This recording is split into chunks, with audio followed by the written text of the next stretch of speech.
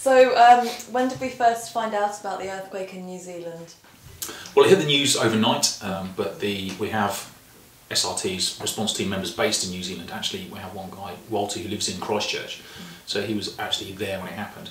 And they got in touch with Lasse Peterson, who's the international director, who is based in Australia, and they started to mobilise themselves immediately and let me know that they were kind of on their route, which is great because we encouraged the guys to take the initiative. They were there, they got an understanding of what's going on, so they made a start. So I picked it up early hours of this morning once they'd started to give me some substantial reports about what's happening, and I could then get involved in terms of actually planning the team and crucially planning the logistics. What were those reports?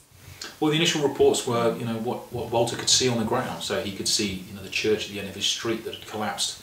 He was talking about the devastation around him. But overwhelmingly, by the time I get involved, we're talking about the practicalities of what we can do. So, though we get a bit of a reflection of what's happening at the time, what we really need to talk about is the freight, the logistics, what we can do to help. So talk me through what that response would involve.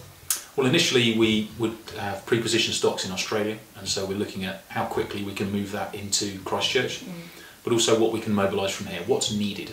So we're looking at boxes, we're looking at the shelter box itself, we're looking at tents, we're looking at what people are going to need right there and then.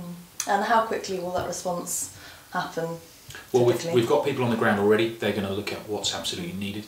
We can get shelter boxes moved from Australia within a day or so, and we can mobilise from here within a couple of days. So it's only going to be a few days before the main effort arrives, and we have guys on the ground working immediately. And what are the next steps in the next sort of 24 hours? The next 24 hours will really see how much need there is and whether shelter box is needed in this situation.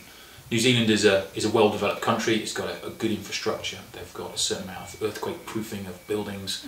So I don't know that we are going to be needed. But the trick is to be proactive, move ahead of schedule, move the logistics on, get boxes ready. Because if they're not needed, we can still store in New Zealand and use them for other disasters in the region.